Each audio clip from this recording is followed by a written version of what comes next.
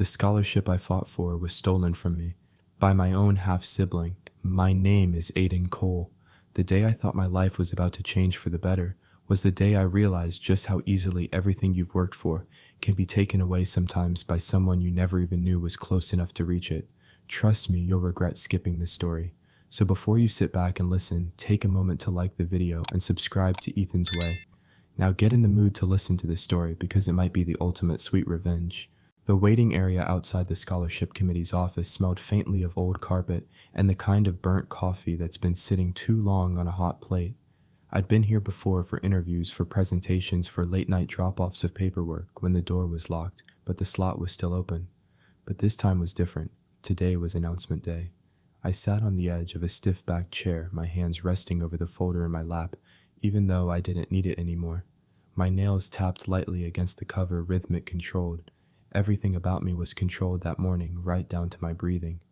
I'd worked 4 years for this 3 years of meticulous grades, endless lab reports, volunteer hours in the engineering department's outreach program, and late nights where my eyes blurred over pages of equations until the clock clicked past 3 a.m. My mother had raised me alone, and money had always been the background hum of every decision we made.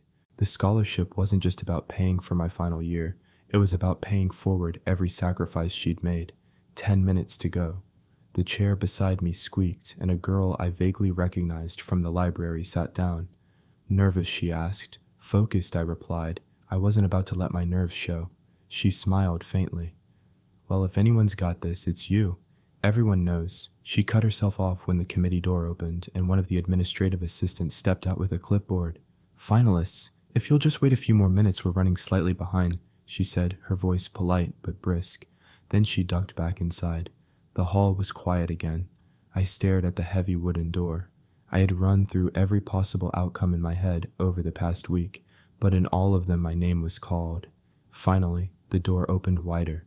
The Dean of Student Affairs stepped out, her expression bright in that performative way that comes from years of ceremony. She cleared her throat. Thank you all for coming. It's been a highly competitive year, and we are proud to award this year's Engineering Excellence Scholarship to... She glanced at the paper in her hand. Evan Wilder. It was a clean announcement, no hesitation. But for me, the name hit like a gut punch. I felt my body go still, the kind of stillness that isn't calm, but frozen shock.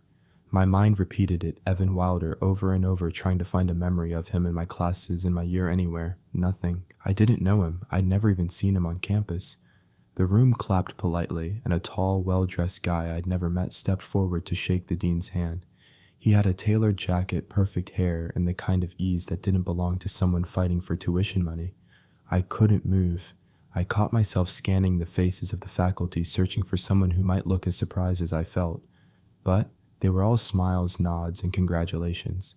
When the applause died down, the dean closed with a few words about exemplary dedication and outstanding contribution to the field, none of which I could picture in connection with this stranger. I left the hall without waiting for the small reception. Outside, the late spring air felt warmer than it should have, sticky on my skin. My phone buzzed a message from my mom. Good luck, honey, you'll get it, I know you will. I didn't reply. Instead, I walked across campus with that name still echoing in my head, trying to figure out how a man I'd never met had just walked away with something I had bled for. By the time I reached my apartment, one thing was already certain: I wasn't letting this go. I didn't sleep that night. It wasn't just the sting of losing, it was the gnawing, insistent wrongness of it. Losing to someone better prepared, more accomplished, more deserving. That would have been a clean cut. It would sting, but the wound would close. But losing to someone whose name I'd never heard before, the moment it was read aloud, someone who had appeared out of nowhere, fully formed and smiling for the cameras, was a wound with no clean edge. I lay on my bed, hands behind my head, staring at the faint cracks in the plaster ceiling of my apartment. I counted them instead of sheep, but even that didn't work. The more I tried to push the moment out of my mind, the sharper it returned. The dean's lips forming the words Evan Wilder. The polite applause, the empty feeling in my stomach, as I stood among people who probably assumed I just wasn't good enough. By 3 a.m., I'd given up on sleep. I reached for my laptop and started typing his name into every search bar I could think of: our university's internal directory, the student project archive, the engineering department newsletter, even LinkedIn. What I found made less sense than I'd hoped. There was almost nothing on him. No research publications, no major projects, no leadership roles in any of the engineering clubs. The only picture of him in the school's directory looked like it had been taken in a rush, slightly blurry around the edges, as if he'd ducked in and out of the photo booth in under 30 seconds. And yet in person at the ceremony, he'd looked like someone who belonged in the spotlight. Perfectly tailored blazer, crisp white shirt, clean haircut posture that screamed comfort in high places. It didn't match. The little information I did find left more questions than answers. His year was listed as transfer student junior standing. He'd only been here for 2 semesters. That alone sent a spark of irritation through me. This was the Engineering Excellence Scholarship, a full ride award, typically given to students who had been grinding here for years, proving themselves not just in academics, but in their contribution to the program's culture. I had 4 years of sweat equity. He had what a year I shut the laptop and sat in the quiet, letting that thought sink in. Something was off. By late morning, I decided I had to tell my mom before she heard the news from someone else. She'd been rooting for me since day one. She deserved to hear it from me directly. She picked up on the second ring, her voice bright with hope. "Aiden, did you?" "No," I said, cutting in before she could finish the sentence. I kept my tone flat, not because I didn't feel anything, but because if I let even a crack of emotion through, I wasn't sure I could keep it from turning into a flood. There was a pause on her end.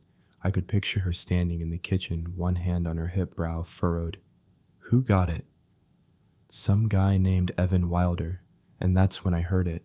The pause that wasn't just surprise, it was hesitation.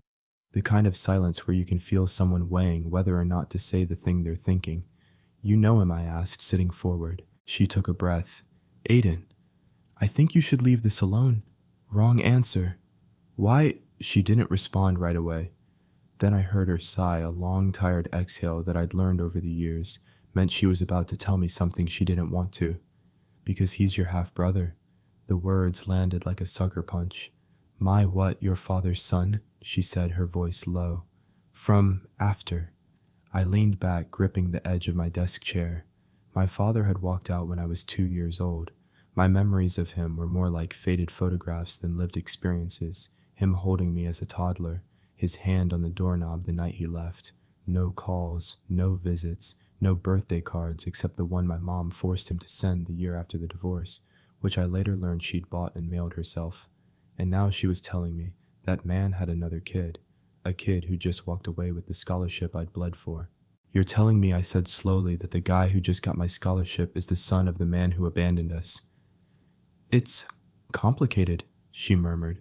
"It's not complicated at all," I snapped. "It's math. He left, he had another kid, and somehow that kid just took what I've been working toward for 4 years. She tried to explain. She said she'd heard he'd remarried years ago, that she'd never wanted to tell me, because she didn't see the point in opening old wounds. She said Evan probably had no idea about me, no reason to connect the dots. But all I could see in my head was that handshake at the ceremony, the smile, the ease, the applause. "Mom," I asked tightly, "did you know he went to the school? I heard something about it, but I didn't think you didn't think it mattered." Her tone hardened. "Aiden, I'm telling you, don't go looking for trouble. The scholarship committee isn't going to reverse their decision because you're upset." "This isn't about being upset," I said. "It's about the truth." There was another pause, and then she said softly, "Some truths don't help you." I hung up. That conversation lit a fuse I hadn't known I was holding. If Evan was my half-brother, then my father had to know who I was. He had to know we were both here at the same school, and he'd done nothing, which meant that at best he'd stayed out of it. At worst, he'd gotten involved. I started small. I asked around in ways that wouldn't look suspicious. In the engineering club, I casually mentioned the scholarship results and pretended to be curious about the other finalists. That's when one of the members, a friend named Caleb who worked as a student assistant for a professor on the selection board, gave me my first real lead. All I know Caleb said over coffee is that his name wasn't even in the top 3 until last month. Then suddenly, bam, he's the winner. Rumor is there was a special recommendation from one of the donors. Donors. The word stuck in my head like a splinter. My father had always moved in circles that valued networking over talent. Real estate dinners, golf tournaments, charity galas, places where favors were traded like currency. That night, I pulled up the university's public list of scholarship donors. I scrolled through the names slowly, my eyes scanning for something familiar, and then I saw it, not my father's name, but the name of his longtime business partner. It wasn't proof, but it was a pattern.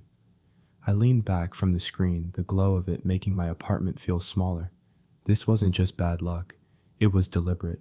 Someone had reached in, shifted the balance, and made sure Evan came out on top. Whether Evan had known or not, that was still unclear. But one thing was certain, I wasn't letting this go. The more I tried to push it out of my mind, the more the details itched at me. When I woke the next morning, it wasn't to the sound of my alarm. It was to a thought so sharp it felt like someone had whispered it directly in my ear. The files. Every year after the scholarship announcements, the department posts a selection summary online. It's public, meant to highlight the winner's achievements for PR purposes. Normally, I just glance at it to see how they framed my work. This time, I opened it with the intensity of someone looking for fingerprints on a crime scene. There it was, Evan Wilder, scholarship recipient. The blurb about him was polished and flattering, designed to make him sound like a prodigy. Recipient for exceptional academic performance, leadership in student organizations, and a groundbreaking research proposal on sustainable energy storage systems. I read it 3 times. The groundbreaking research proposal caught my attention first. It was suspiciously close to the title of my own senior capstone project. Mine was called Integrated Microgrid Energy Storage Using Modular Supercapacitors. His innovative approaches to decentralized energy storage systems. Not the same words, but the same idea, the same phrasing in the descriptors. My pulse picked up. I scrolled further down. The summary included a small excerpt from his essay, Submission. It was only 2 sentences, but one of them had a phrase I knew by heart: reducing transmission losses by optimizing localized storage nodes. That was mine, word for word. I'd written it in an abstract for a regional conference the previous semester. It had been published in the online proceedings. I sat back in my chair, the weight of what I was seeing pressing down on me. This wasn't just a coincidence. This wasn't just him having a similar idea. This was lifted. But here's the thing. Plagiarism is easy to suspect and hard to prove without access to the full documents, and the scholarship committee wasn't exactly going to hand over Evan's essay if I just asked nicely. I knew I needed help from someone who had access. My first thought was Caleb again, since he worked for a professor on the selection board, but I couldn't risk dragging him into something that could get him fired. Instead, I went to the library. The engineering library has a few student assistants who process scholarship submissions for the archives, digital copies, not the originals, but still official. I knew one of them, Mia, from a group project last year. She owed me a favor after I'd covered for her when she missed a deadline. Mia, I said, finding her behind the circulation desk, I need to see the winning scholarship essay for this year, Evan Wilder's. She frowned. That's not something I can just hand out. I know, I just need to see it. Not download, not print, just see it. She hesitated. Why? Because I think it's not entirely his work. Her eyes widened slightly and she glanced toward the back room. Give me an hour, she whispered. An hour later, I was sitting at a back desk with her laptop angled so only I could see. It didn't take long to confirm what I'd suspected. Paragraph after paragraph read, like someone had stitched together excerpts from different sources, some from publicly available research, including mine, others in a voice that didn't match at all. The transitions were clumsy, the tone shifting from technical precision to vague fluff and back again. I pointed to one section. This sentence is from my conference paper. Mia's eyebrows lifted. You're sure I wrote it? I said flatly. She closed the file quickly. Okay, I can't keep this open any longer, but if you're going to do something about it, you'd better be ready. He's got people backing him. Her warning stuck with me as I walked back across campus, because that was the other piece of this puzzle, the backing. The donor recommendation Caleb had mentioned, the sudden rise in the rankings, the business partner's name on the donor list. It was starting to look less like Evan had stolen this from me on his own, and more like someone, maybe my father, had handed him the scholarship and told him exactly how to make sure it looked legitimate. I decided to test something. I emailed the scholarship committee asking politely if there had been any changes to the eligibility or evaluation criteria in the past month. I phrased it as a student interested in applying next year, so it wouldn't seem like sour grapes. The response was fast but sterile. All evaluations are conducted in accordance with the posted guidelines, with consideration given to merit leadership and recommendations. Specific deliberations are confidential, a brick wall. But then 15 minutes later, I got another email from someone I didn't know. A Gmail address, no name in the signature. If you're looking into the scholarship decision, be careful. Some doors close quietly, some slam. That was all it said. I stared at it for a long time. Either someone was trying to warn me or scare me off. That night, I sat at my desk with the lights low, thinking about my father. I imagined the conversation, him calling in a favor, his partner writing a check, the committee nodding along because it was easier than saying no. Evan probably didn't even have to ask for it. It would have been presented to him as an opportunity, a reward he'd earned through the right connections. The unfairness of it burned in my chest. This wasn't just about a scholarship anymore. This was about my name being quietly erased from something I'd earned just to make room for someone whose only qualification was a blood I didn't even share willingly. By midnight, I'd made up my mind. If they wanted to keep the process in the dark, fine. I'd bring my own light. I started building a timeline when the donor list had been updated, when Evan had transferred, when my conference paper had been published. I cross-referenced dates, pieced together how long it would have taken for someone to lift my work and slot it into an application. The more I mapped it out, the more it became clear the timing lined up too perfectly to be a coincidence. I'll admit, part of me wondered if I was overreacting, if I was seeing patterns because I wanted to see them. But then I remembered something my mom said once back when I was a kid. If you feel the floor tilt under, you don't wait to see if you imagined it. Find out why it's tilting. That's what I was going to do. And I wasn't going to stop until I knew exactly who had tilted the floor in Evan Wilder's favor. If you were in my position, knowing the scholarship you'd fought for had been handed to someone connected to the father who abandoned you, and you'd found evidence they'd stolen your own words to get it, would you forgive or take revenge? The next morning, I decided I needed answers from the one person who could give me the missing pieces, my mom. I didn't call, I didn't text. I got in my car and drove the 45 minutes to her house, the one with the faded blue shutters in the driveway that always seemed a little too short for comfort. She was in the kitchen when I walked in, standing at the counter with a mug of coffee. Her eyes flicked up, and I could tell from the way she stiffened that she knew exactly why I was there. "Aiden," she said carefully, "I told you. You told me to leave it alone." I cut in, dropping my bag onto the table. "I can't do that." She sighed, setting the mug down. "You think digging into this is going to make you feel better? It won't. It's just going to open everything up again." "Everything's already open," I said. "You said he's my half-brother. Fine. But I need more than that. I need to know how he ended up here at my school, walking away with something I've worked my whole life for." She hesitated, then walked over to the kitchen table and sat down. For a moment, she just looked at me, her eyes tired, in a way I didn't like seeing. "After your father left," she began, "I heard through friends that he got married again. Her name's Claire. She was younger, came from a family with money. They had Evan pretty quickly. I never met her, never wanted to, but from what I've been told, she's ambitious. The kind of woman who sees life as a ladder and makes sure her family is always climbing." "That explains the attitude," I muttered. She shot me a warning look. "You don't know him. You've met him once, and that was on stage." I leaned forward. "Mom." He lifted parts of my work for his application.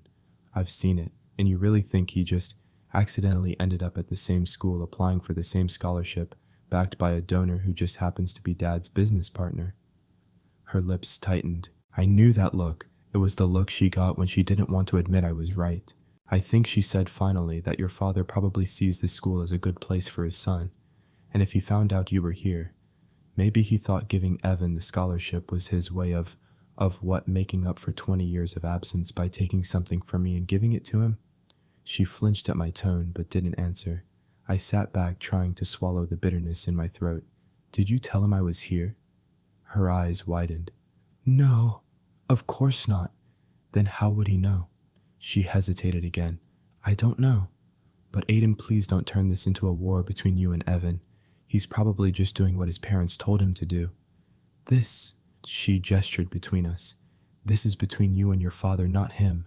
I wanted to believe her, but every time I pictured Evan's face at the ceremony, I didn't see someone caught in the middle. I saw someone comfortable in the role he'd been handed. After lunch, I drove back to campus, my head buzzing. I couldn't stop replaying our conversation. My mom had given me a name, Claire, and a clear picture of the type of family Evan came from, but she'd also confirmed something else: my father knew I was here. That meant the scholarship wasn't an accident. 2 days later, I got the chance to test just how much Evan knew. I was crossing the quad when I saw him standing with a small group of students laughing about something. His posture was relaxed, his hands shoved in the pockets of his tailored coat, way too expensive for a college kid. I could have walked past him, but instead I stopped a few feet away and said, "Evan Wilder." He turned, the smile fading slightly as he sized me up. "Yeah, I'm Aiden Cole." Something flickered in his expression. Recognition maybe, but it was gone in an instant. "Okay." I stepped closer. "Congratulations on the scholarship." He gave a polite nod. "Thanks." There was a beat of silence before I said, "Funny thing, I've been working toward that scholarship for 4 years. Your name wasn't even on the radar until a month ago. And your essay reads a lot like some of my published work." His eyes narrowed just a fraction. "Are you accusing me of something I'm asking if you wrote it?" He crossed his arms, but his voice stayed calm. "Look, I don't know what your problem is, but I didn't take anything from you. My mom said I should apply. I did. I got it. End of story." There it was. My mom said I should apply. Not, I worked for it. Not I've been dreaming of it for years. Just a task he'd been handed and completed. "Right?" I said, my voice low. End of story. But it wasn't. That night, I wrote everything down in a notebook, dates, conversations, the exact wording of his reply. I underlined my mom said I should apply 3 times. The way I saw it, I had 2 problems now. 1, proving my work had been lifted. 2, proving the process had been rigged from the start. The first would be easier with the right evidence. The second would require digging into a world I'd never been part of. And if that meant pulling my father into the light for the first time in 20 years, so be it. I spent the next few days obsessively combing over every scrap of information I could get my hands on. Mia's brief glimpse of Evan's essay had given me just enough to know something was wrong, but not enough to prove it. I needed the whole thing start to finish, and I needed to be sure I could link every stolen line to its original source. This wasn't just about pointing at similarities, it had to be airtight. I started with my own work. I dug out every paper abstract and project proposal I'd written over the past 3 years. Conference submissions, lab reports, even the short write-ups I'd done for the engineering outreach program. I compiled them into a single folder on my laptop, labeling each one with the exact date it had been submitted or published. Then from memory, I wrote down every suspicious phrase I'd seen in Evan's essay excerpt. I searched those phrases through my files, and sure enough, they popped up in multiple documents of mine, some going back 2 years. That was the first piece of the puzzle. The second piece came from a different angle: timelines. I knew my conference abstract containing one of those stolen phrases had been published online in mid-February. According to the scholarship application, timeline submissions closed at the end of January, which meant if Evan's essay contained that exact phrase, it couldn't have been written before February, and yet on paper he had supposedly submitted it weeks earlier. I needed confirmation of when his essay had actually been uploaded. That's where Caleb came in again. I found him in the engineering club room one evening, hunched over a soldering station. "Hey," I said casually, leaning against the doorway. He looked up. "You've got that look like you're about to ask me for something that could get me fired. I just need a date." Not the essay, not the details, just the date Evan's file was uploaded to the system. He hesitated. "Why?" "Because I think it's later than the deadline. Way later." He set down his tools and studied me for a moment. "You're really not letting this go, are you?" "Would you?" I asked. His jaw tightened. "Fine, give me a day." The next evening, Caleb texted me a single-line Evan Wilder essay, upload Feb 27th, almost a full month after the supposed deadline. I stared at my phone, the corners of my mouth tightening into the first real smile I'd managed in weeks. There it was, the crack in the wall. I spent the rest of the night mapping out how to use it. If I went straight to the committee with this, they'd stonewall me again. I needed to pair it with something they couldn't ignore, like proof of plagiarism. The late submission alone could be brushed off as a technical error or updated draft, but plagiarism tied to a rigged process, that was harder to bury. And the more I thought about it, the more I realized this wasn't just about me anymore. If the committee was willing to bend their own rules for the right people who else had been shut out over the years, how many other scholarships had been quietly redirected into the pockets of connected families? The thought made my stomach turn. 2 days later, I got my chance to push the plagiarism angle further. Mia texted me in the middle of the afternoon. Got something for you. Meet me in the library archive room at 5. When I arrived, she was alone, the door shut behind her. She slid a printed document across the table, Evan's essay, all 12 pages of it. I shouldn't be giving you this, she whispered. You didn't get it from me. I understand. I skimmed the first few paragraphs, and it was even worse than I'd imagined. Whole sections were Frankenstein stitched from different sources. My work published research from other universities, even a couple of paragraphs from an old grant proposal I recognized from our department's archives. This is sloppy, I muttered. Yeah, Mia said, lowering her voice even more. And the fact that no one on the committee noticed, that's not an accident. By the time I left the library, I had enough evidence to make a real move. But a new question had started gnawing at me. If Evan's essay was this obviously patched together, did he even write it? Or had someone done it for him? And if so, who? The answer came faster than I expected. That weekend, I went to a coffee shop just off campus to work on an unrelated lab report. I was halfway through a section when I overheard a familiar voice 2 tables over. Yeah, I got paid to do it, the guy was saying. Some big rush job for a transfer student. His mom wanted him to have a shot at this big scholarship. My pen froze above the paper. I angled my head just enough to see him. He was a grad student I vaguely recognized from the TA list, a guy named Nick, who tutored for upper-level writing courses. I waited until his friend went to the counter, then leaned toward his table. Nick? Right? He looked up wary. Yeah. Do I know you? Maybe. I'm in engineering. I couldn't help overhearing, was that about a scholarship essay? His eyes narrowed. Why? Because I think I know the student you're talking about. Evan Wilder. He hesitated, and that hesitation was as good as a confession. Look, I'm not trying to get in the middle of anything. His mom reached out, paid me to help. I didn't know he was going to. He cut himself off. To what submit work, that wasn't his. He exhaled. I cleaned it up. Added some research. It wasn't all his. But that's not my business. It is now, I said quietly. When I walked out of that cafe, my mind was already building the next move. Now I had proof of plagiarism, proof of a late submission, a witness whether he liked it or not who could testify that the essay had been ghostwritten. The next step was obvious, but it wasn't going to be clean. Going after the committee meant going after the people protecting them, and that meant pulling my father's name into the open. I knew I was crossing a line I couldn't uncross. But honestly, that line had been crossed the moment they took what was mine and handed it to him, and I was done letting them get away with it. The following Monday, I walked into the scholarship committee's office with a folder so thick it barely closed. Inside, printed pages of my own work, dated and stamped. Evan's full essay with highlighted identical phrases, Caleb's text with the late submission date, and a typed summary of my conversation with Nick from the coffee shop. I wasn't here to make noise. I was here to make a case so airtight it would choke them if they tried to swallow it. The receptionist, a polite woman with the kind of voice that seemed permanently set to customer service, looked up as I approached. I need to speak with the chair of the scholarship committee, I said. Do you have an appointment? No. But it's urgent. It concerns a violation of the scholarship's eligibility and academic integrity standards. Her polite smile faltered just slightly. Let me see if he's available. She made a call, murmured a few words, then covered the receiver. He can give you 10 minutes. 10 minutes. That was all I needed. The chair, Professor Halverson, was a man I'd had for one class my sophomore year. Smart, no nonsense, and known for running his lab like a military operation. He gestured for me to sit, his eyes scanning the folder in my hands. What's this about, Mr. Cole? I laid the folder on his desk and opened it to the first page. It's about the 2023 Engineering Excellence Scholarship. The award process was compromised, and the recipient, Evan Wilder, submitted work that includes direct plagiarism from my published material and other sources. His eyebrows lifted a fraction, but his tone stayed even. That's a serious accusation. I wouldn't be here if it wasn't serious.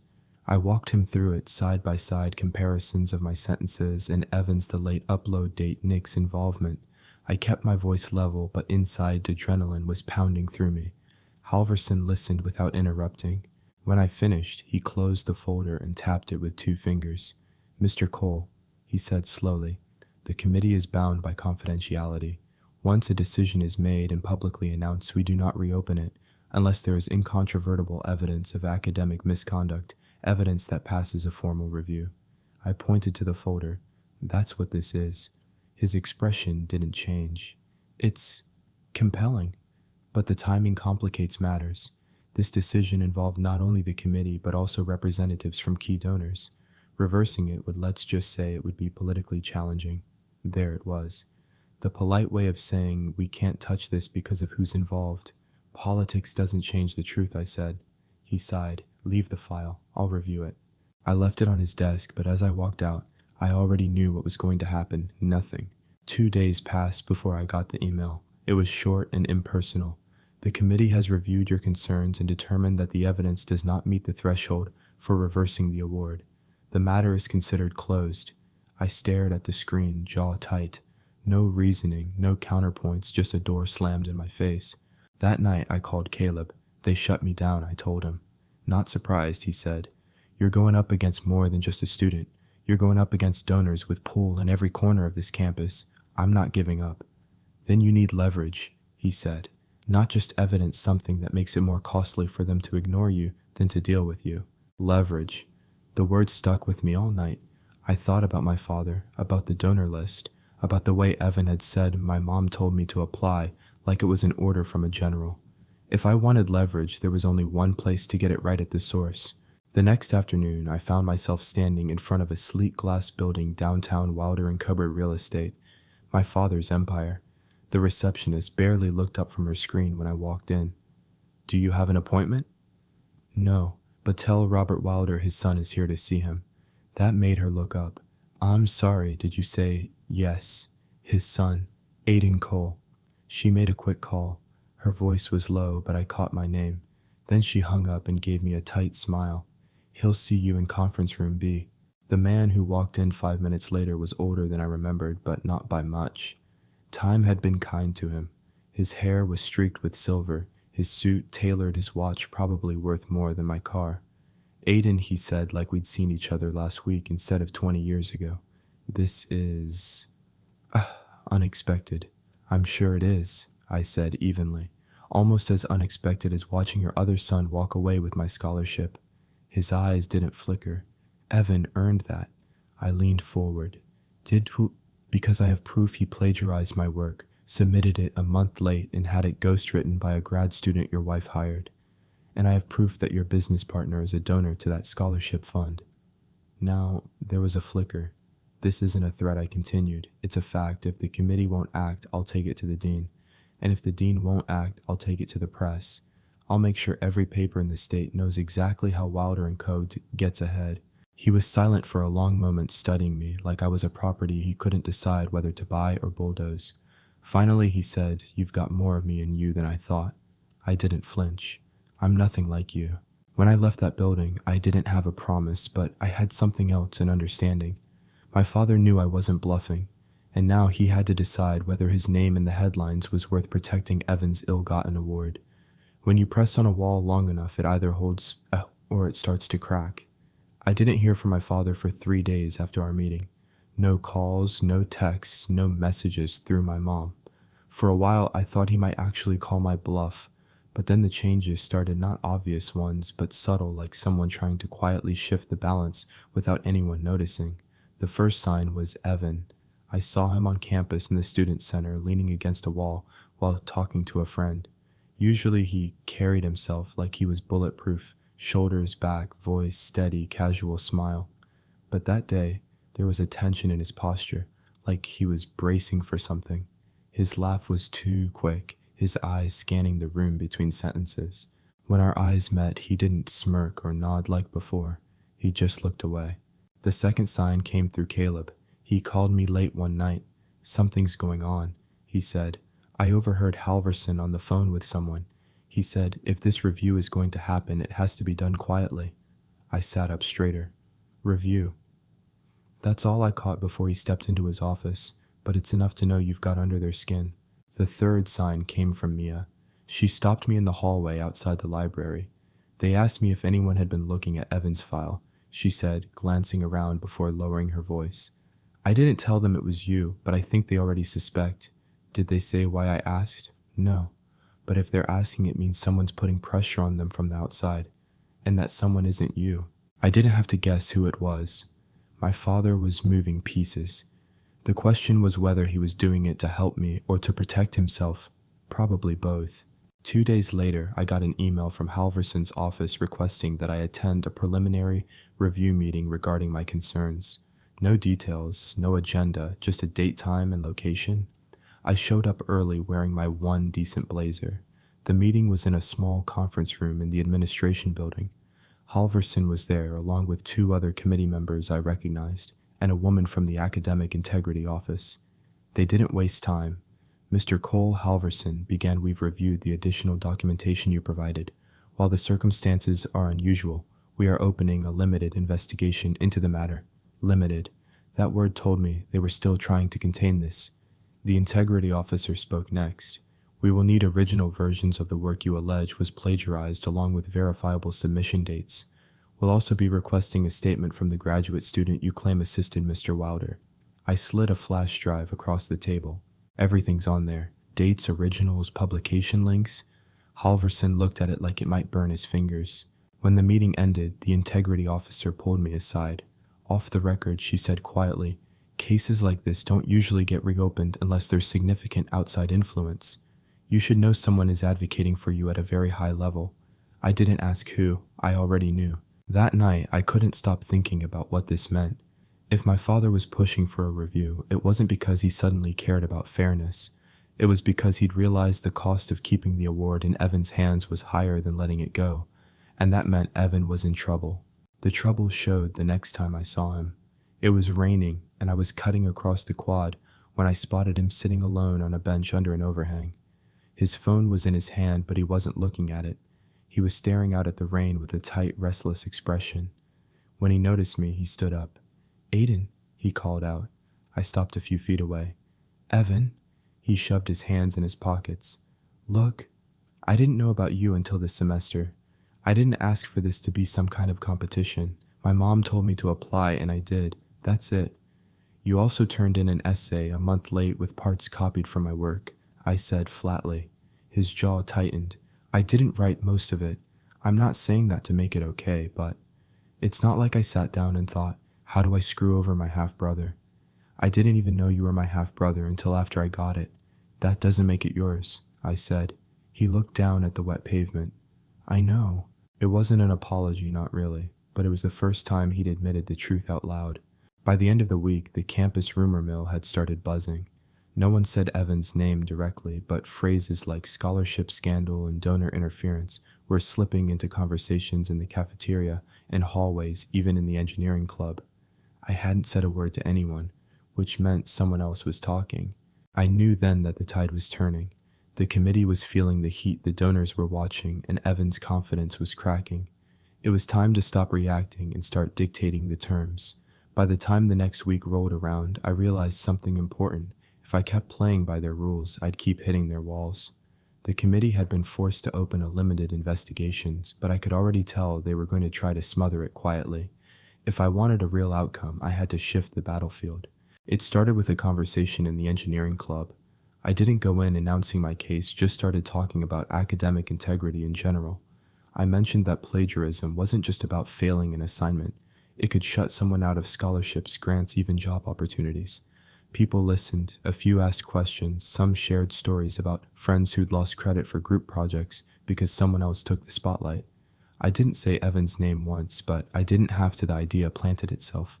By the end of the day, 2 different students had asked me privately if this was about the scholarship thing everyone's whispering about. I just said I can't talk about it and left it at that, which of course only made them more curious. The next move was more deliberate. I emailed the campus newspaper offering to do an interview about the pressure students face when competing for major scholarships. Again, I didn't name Evan, but I laid out how donor influence can tilt the playing field, how deadlines sometimes mysteriously bend, and how essays can be polished until the original author barely exists in them anymore. The article ran 2 days later under the headline, "Merit or Money, the Unseen Forces Behind Scholarship Decisions." It didn't accuse anyone directly, but it lit a fire. By the end of the day, the piece had been shared across student group chats, and even a few professors had commented publicly about the need for transparency in the selection process. That night, my phone buzzed with a text from an unknown number. You're making this worse than it has to be. I stared at it for a long time before replying, for who no answer. 2 mornings later, I got a call from my father. I almost didn't pick up. When I did, his voice was calm, but edged. You're enjoying yourself, aren't you? I'm leveling the field, I said. You're dragging our name into the mud. I laughed without humor. It's not my name you're worried about. It's yours. And Evan's. He was silent for a beat. If I make this right publicly, it will follow him forever. Is that what you want? I thought about that. No, I don't care about humiliating him. I care about the truth being acknowledged and me getting what I earned. He exhaled the sound tight. Leave the donors out of it and I'll see that you get it. I don't trust you, I said, so I'm not leaving anything out until it's in writing. The line went dead. Then Evan found me. I was in the campus cafe waiting for my coffee when he walked up. He looked like he hadn't been sleeping, eyes shadowed, shoulders slightly hunched. Can we talk? He asked. I didn't answer right away, but he pressed on. Look, I know you've got every right to be pissed. I know I didn't deserve it the way you did, but if this comes out the wrong way, it's not just me it'll hit, it's my mom. And she'll never admit she pushed for it. She'll just turn it into a story about how you tried to ruin us. She already ruined it herself, I said. He swallowed. I'll give it up. Quietly, I'll tell them I can't accept it for personal reasons. You'll get it, and there won't be a scandal. It was tempting, so tempting, but I'd been in this game long enough to know a quiet surrender could be spun later into something else. Not good enough, I said. It needs to be official, transparent. I don't care if they say you withdrew or they rescinded it, but it has to be on record. He rubbed his face, frustrated. You're not going to give me an easy out, are you? No, I said. Neither of us got an easy in. That night, I sent an email to the academic integrity officer attaching my latest notes and making it clear I would cooperate fully if the matter escalated beyond campus. I didn't threaten. I didn't need to. They knew by now that I had more than enough to make it public. 3 days later, I got the email I'd been waiting for. The committee has concluded its review and determined that the 2023 Engineering Excellence Scholarship will be reassigned. We thank you for your patience during this process. No mention of plagiarism, no mention of misconduct. Just the bare fact Evan was out. I was in. It wasn't the perfect ending, not yet, but it was the first real victory. The email confirming the reassignment came on a Thursday morning. By Friday, it was no longer just mine to know. The campus bulletin board posted the scholarship recipient update in its usual bland bureaucratic language. Due to unforeseen circumstances, the 2023 Engineering Excellence Scholarship has been reassigned to Mr. Aiden Cole. That was it. No explanation, no detail, just a clean replacement of one name with another, like swapping out a broken part in a machine. But the absence of detail didn't stop people from filling in the gaps. I walked into my afternoon thermodynamics lecture and felt it immediately eyes on me. Not the usual casual glances, but lingering, assessing looks. A girl I barely knew leaned over and whispered, "Is it true you took down the committee?" "Not exactly," I said. Caleb caught my eye from 2 rows back and grinned like a man watching a chess move pay off. By the end of the day, the whispers had evolved into theories. Some thought I'd threatened legal action. Others believed I'd caught someone on the committee in a conflict of interest. A few, probably tipped off by the newspaper article, were talking openly about donor interference. Evan's name was in those conversations, but never loudly. It was like people had decided there was enough smoke to believe the fire existed, but not enough to say it outright without getting burned. The real reaction came from his family. Saturday morning, I got a call from a number I didn't recognize. It was Claire, his mother. Her voice was crisp and cool, the kind of tone people use when they've already decided you're the villain in their story. "You've made a terrible mistake," she said. I leaned back in my chair. You think this makes you look strong? All it does is show everyone how petty you are. You took an opportunity from your own brother. I took back what was mine, I said, and if you'd stayed out of it, we wouldn't be having this conversation. She scoffed. You wouldn't even have had a chance without your father stepping in. He told me you came to him begging. I laughed once, sharp and humorless. Is that the story you're telling him, or the one you're telling yourself? Her voice iced over. You'll regret this. Then she hung up. I didn't regret it, but I knew this wasn't over. On Monday, Evan showed up at my apartment. He didn't look angry. He looked resigned. They're furious, he said without preamble. My mom's not speaking to my dad. My dad's pretending this is all some administrative mix-up and I'm stuck in the middle like I planned this whole thing. You didn't, I said, but you benefited from it. There's a difference. He nodded, staring at the floor. I told them to just let it go, but my mom's convinced you're gonna ruin the family. He gave a short, bitter laugh. Pretty sure she means her reputation. I stayed quiet. Finally, he looked up. I'm not asking for forgiveness. I just don't want this to turn into some cold war that follows us around for the rest of our lives. I thought about that for a long moment. That depends on whether your family decides to keep rewriting the story. Over the next week, the story did settle, at least publicly. The bulletin board announcement was replaced with a congratulatory post for me, complete with a picture of me in the lab. Evan's name didn't appear anywhere. Privately, though, I knew the Wilders weren't done with me. My father didn't reach out again, but I heard from Caleb that the donor list for next year's scholarship cycle had already been restructured, fewer individual recommendations, more blind scoring. That was bigger than just my win. That was a systemic shift. The night I finally let it sink in, I sat alone in my apartment with the acceptance letter on my desk. My name, my scholarship, no asterisk. It should have felt like enough. And in a way it did. But part of me still itched with the knowledge that they'd tried to bury me quietly and would have succeeded if I'd kept my head down. I didn't start this fight to become a crusader, but I ended it knowing that sometimes the only way to make them listen is to make it too loud to ignore. The first few days after the scholarship was officially mine felt strange, not the euphoric high I'd imagined when I first pictured this moment months ago. There was satisfaction, sure, a deep anchored sense of finally, but it was layered with something heavier. The kind of weight you feel when you realize a battle you've won has left a field littered with wreckage.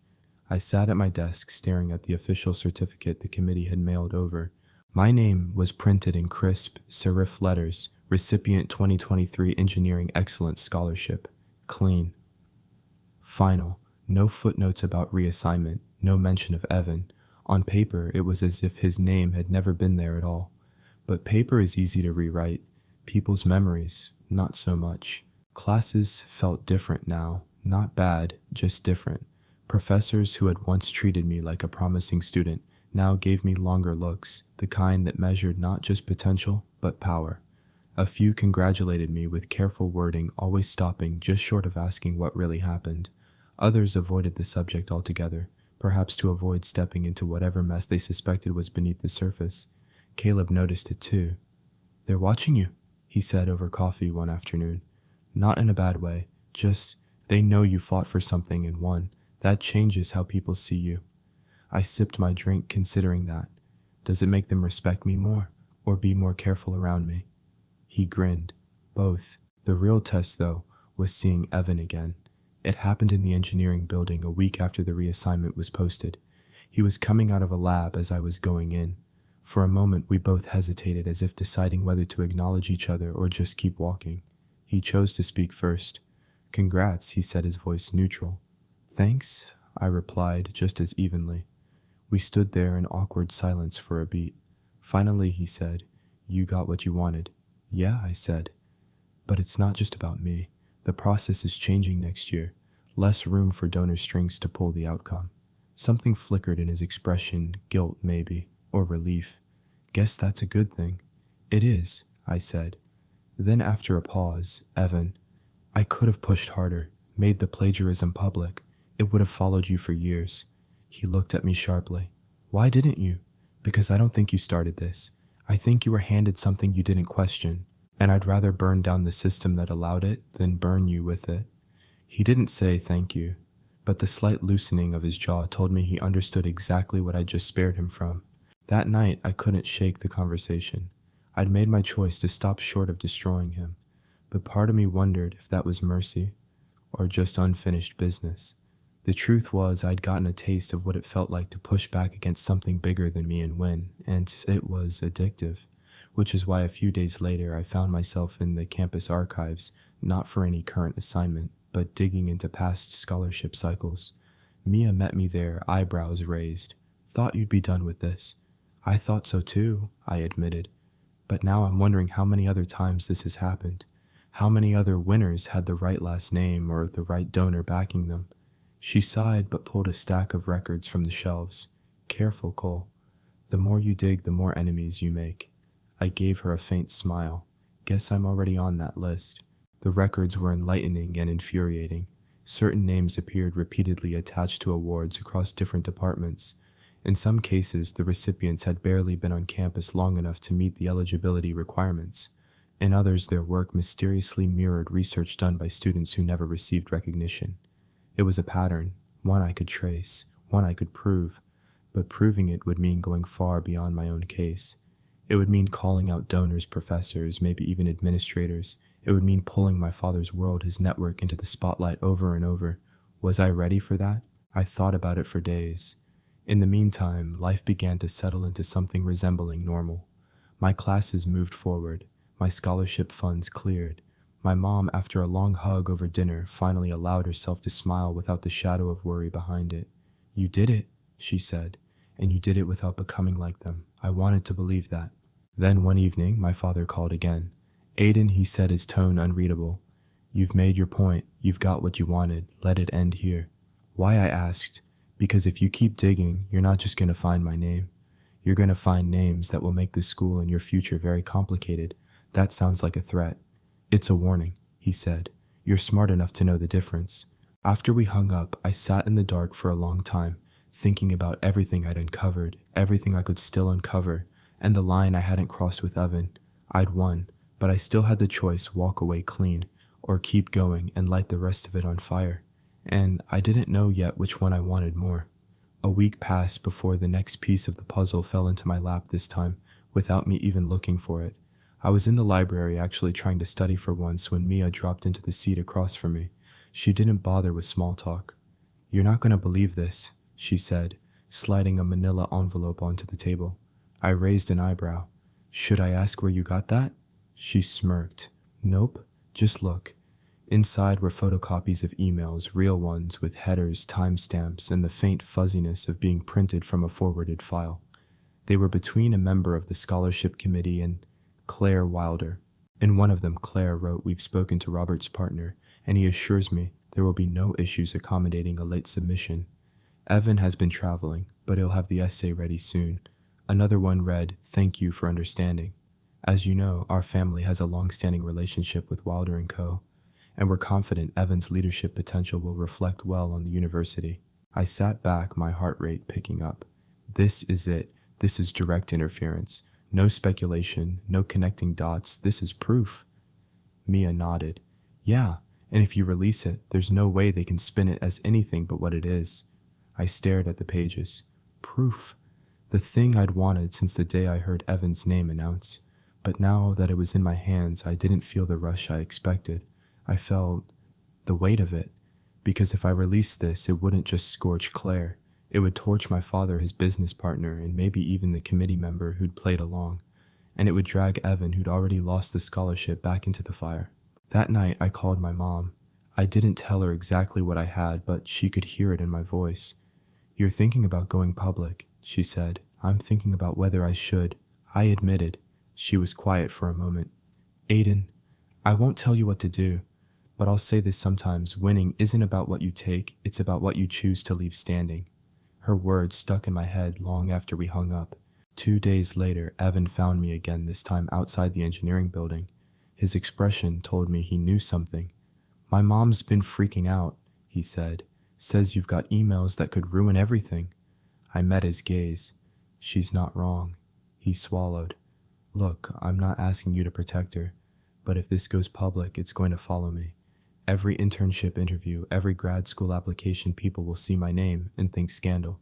You should have thought of that before I started, then stopped myself. No, that's not fair. You didn't start this, but you didn't stop it either." "I know," he said quietly, "and I have to live with that. I don't want it to be the only thing people remember about me." That night, I sat at my desk with the envelope in front of me. I thought about the committee, about my father's warning, about my mom's advice, and about Evan's tired eyes. I could burn it all down, or I could take what I'd already won and let the rest rot quietly in the shadows. In the end, I chose a third option. I scanned the emails, blacked out all personal names except the committee members, and sent them anonymously to the Academic Integrity Office with a short note. You can either fix your process quietly or someone else will do it loudly.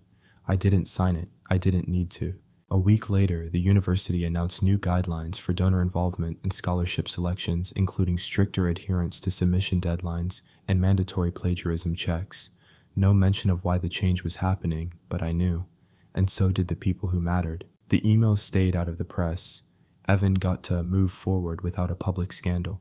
My father got to pretend it had all been a misunderstanding, and me, I got my scholarship, my dignity, and the quiet satisfaction of knowing I'd forced them to change. But I also knew something else. If they ever tried this again, I wouldn't hesitate next time. It's strange how quiet victory can feel. When this whole thing began, I pictured the ending differently, standing on some metaphorical podium, the crowd roaring my name etched in the spotlight. I thought the moment I won the scholarship, everything would feel brighter, louder, cleaner. But the day the funds officially hit my account, there was no roar, no victory parade. Just me sitting at my desk watching the confirmation email blink in my inbox. I leaned back in my chair, staring at it for a long time, and what I felt wasn't explosive triumph. It was a deep, settled calm, because it wasn't just about the money anymore. It wasn't even just about the scholarship. It was about standing my ground in a place where people like me aren't supposed to win when the rules bend for someone else. In the weeks that followed, life on campus found its own rhythm again. The gossip cooled, classes piled on assignments, professors stopped looking at me like I was carrying a loaded secret, and students went back to worrying about midterms instead of my drama with the scholarship committee. Evan kept his distance, though we crossed paths often. We didn't become friends, too much had passed between us for that, but we reached something closer to mutual understanding. A nod in the hallway, a short hey if we ended up in the same study group. It wasn't forgiveness, it was coexistence. My father never called again. Not to congratulate me, not to scold me, not to tie a neat bow on the mess he'd helped create. And I realized I didn't need him to. I'd spent years quietly wondering if he'd ever notice me, if he'd ever see what I'd built without him and feel pride or guilt or anything. But now I knew the truth. I didn't need his validation, and I didn't need him in my story unless I chose to write him there.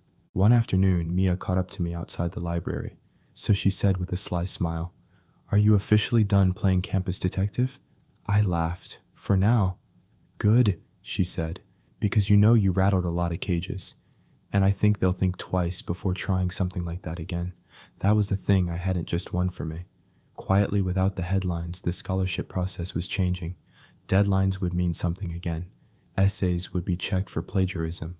Donor influence would be limited. It wasn't perfect, but it was better. One rainy evening, I found myself back at the same cafe where I'd overheard Nick talking about ghostwriting.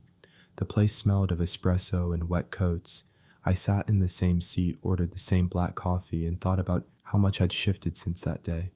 I thought about the first moment I heard Evan's name, the hollow feeling in my chest, the way my mom's voice changed when she told me he was my half-brother, the heat in my face when I realized the system had been bent around me, not for me. And I thought about every choice I'd made since every step where I could have walked away, but didn't. Was it worth it? Yes. Not because I got the scholarship, but because I didn't let them convince me I was powerless. Sometimes I think about the envelope of emails sitting in my desk drawer, the ones with Claire's words in black and white. I could still use them if I wanted to. A part of me likes knowing they're there, a reminder that I'm not afraid to act when the moment calls for it. But I also think about Evan and the way his shoulders eased when he realized I wasn't going to drag him through the mud. I think about my mom's words, sometimes winning is about what you choose to leave standing.